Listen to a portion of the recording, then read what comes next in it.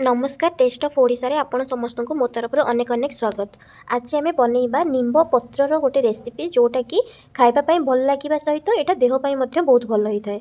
तो चलतु स्टार्ट करवा आज रेसिपी। यही रेसिपी को बनइबा मु प्रथमे निम्ब पत्र को बाछिकी रखी एबे मु से पत्र को भल से धोईकी ग्राइंडिंग करी रखी अलग एबे गोटे जगार मु आलू को सिझेकी रखी जो थी कि मुझे लुण देकी सेटा को भल से चकाटी रखी एबे मु गोटे कड़े गरम करी से गोटे चामच तेल से मु सोरिष गोटे चामच ता संगरे लंका दुईटा सुखिला लंका पकईकरी काटिकी रखि पियाज को पकई सारिकी टिके गोले देइछि।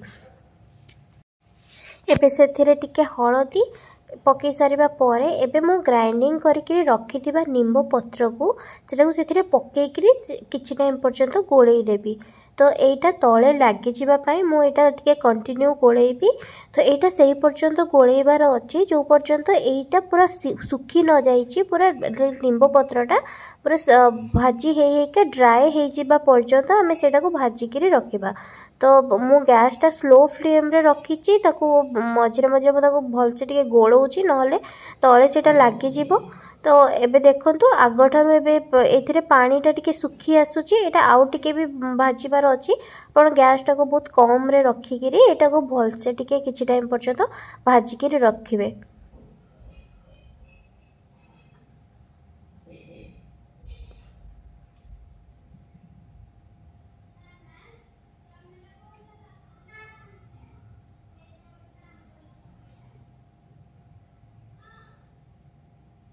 एबे देखंतु एटा ना भल से पूरा भाजी हो जाइए। तो एबे मु आलू को चकाटी रखी जो आलू को रखी थी सेटा को एथिरे पकईकरी भल से गोले देबी। तो यहाँ को मु भल से गोले देबी जमती कि पूरा लिंब पत्र जहाँ भी अच्छी से को भल से संगे से मिसी जीवो। तो मु एटा देहपाई बहुत भल होता है। तो आपण एमती ट्राए करी खाओ केबे केबे मझिरे मझिरे जोटा कि देहपाई एटा बहुत भल होता है। तो एबे आमर हो आसलाणी यहाँ को भलसे मु गोलेबी जमती कि तो लिंब पत्र सहित आमर आलूटा भलसे मिसीज। एबे देखो तो आमर ये रेसिपी हो साराणी। एबे मु गोटे जगह को काढ़ी रखीदेवी। आपण मैंने भी एमती बनातु केमती लगिला मो सहित कमेंट सेक्शन रे शेयर करेंगे। धन्यवाद।